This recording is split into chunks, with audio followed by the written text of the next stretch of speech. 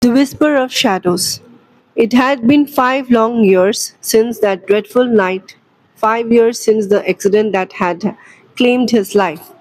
Yet, no matter how hard she tried, Isha could not shake the feeling that he was still here. His presence was like an invisible shadow that clung to her skin, whispered in the corners of her mind, and lingered in the darkest hours of the night. Sometimes she would hear faint footsteps pacing in the corridor outside her small 1 BHK room. Other times the air would grow icy cold, making her breath fog in the middle of the summer. Worst of all, she could still hear his voice, low, taunting, and cruel, slipping into her thoughts when she was alone. It has been 5 years since he died.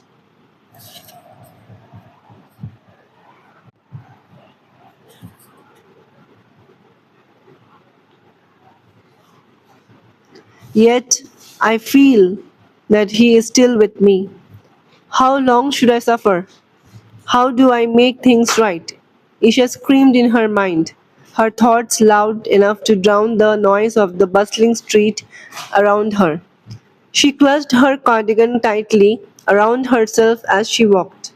Her footsteps hurried yet unsteady on the uneven cobblestone path. The narrow road zigzagged between tightly packed houses, eventually leading to the old church, nearly approaching.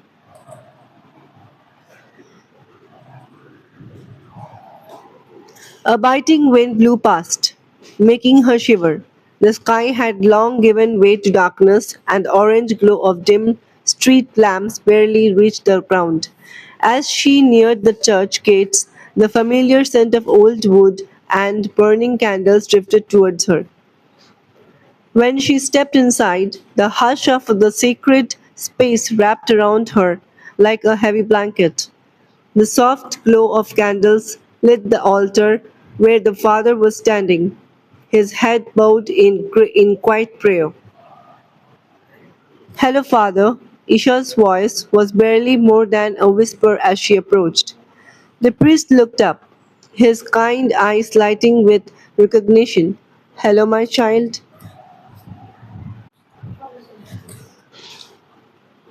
How are you? It has been a long time since I saw you here. His tone was gentle, almost musical in its warmth.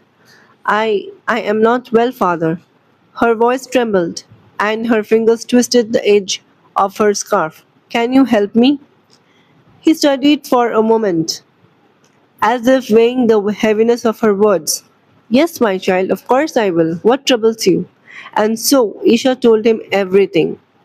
She spoke of the endless nights of fear, the cold touches on her skin, the cruel whispers that haunted her dreams. She confessed the torment of feeling watched, the dread that never left her chest.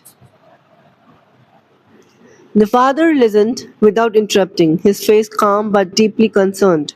When she finally fell silent, tears burning in her eyes, he placed a reassuring hand on her shoulder. Do not worry, my child, he said firmly. He cannot harm you where there is Jesus. Evil cannot withstand the light of the Lord. The soul must suffer in hell.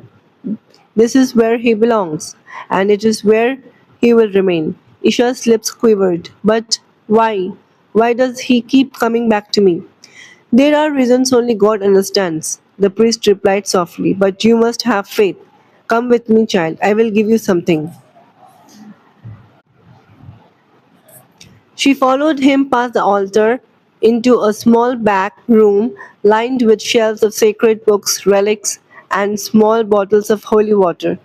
The scent of incense was stronger here, comforting in its familiarity. The father reached for a small glass vial filled with crystal clear water. Here, take this. At 6 o'clock each evening, sprinkle this holy water at your doors and windows and pray to the Lord.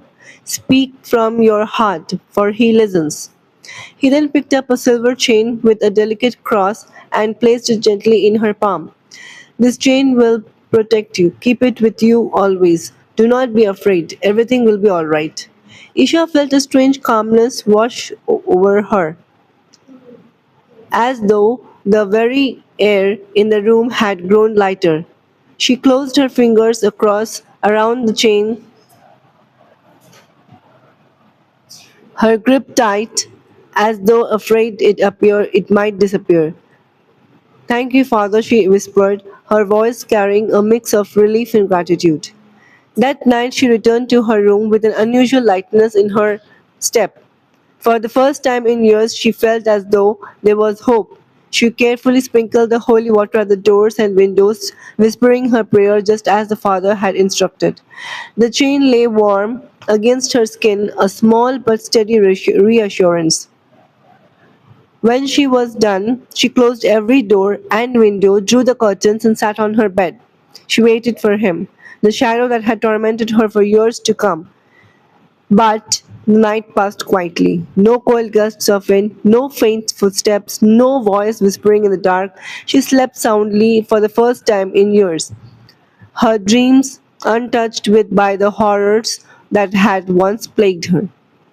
The next morning, Isha woke up to the soft warmth of sunlight streaming through the curtains. The air felt fresh, almost new. She decided to visit the nearby park for a change,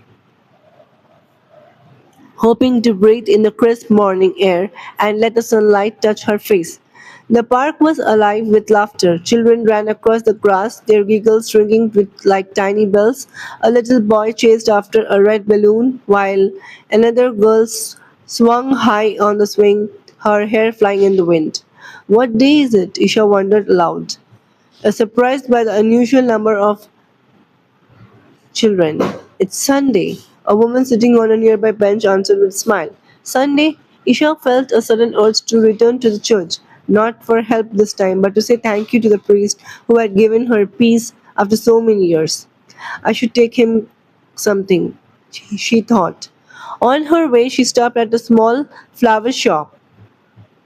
The fragrance of fresh blooms greeted her as she picked out a bunch of pure white lilies, the kind that symbolized peace and purity.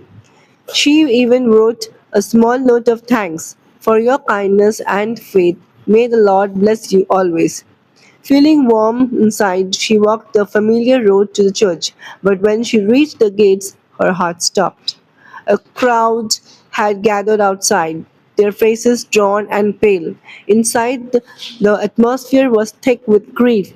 Isha's pulse quickened. She pushed through the people, her mind racing. No, no, it can't be what I'm thinking. As she neared the altar, her worst fear came true.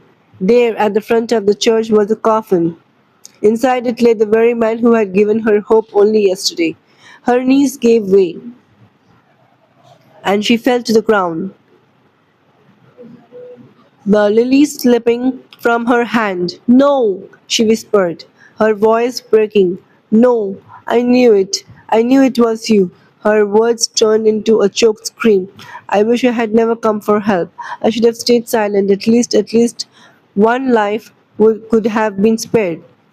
People rushed to help her, but their voices blurred into a meaningless hum. She could not see the still, lifeless face of the priest who had smiled at her just a day ago. The walk back home felt endless. Her room felt colder than ever, the shadows longer, darker. She sank into her rocking chair, staring at the window without really seeing it. Hours passed in silence when dusk began to creep in. Isha's sorrow hardened into rage. She stood abruptly, her teeth clenched, and moved to lock the doors and windows. She sprinkled the remaining holy water at each entry point, her hand trembling. Finally, she sat on her bed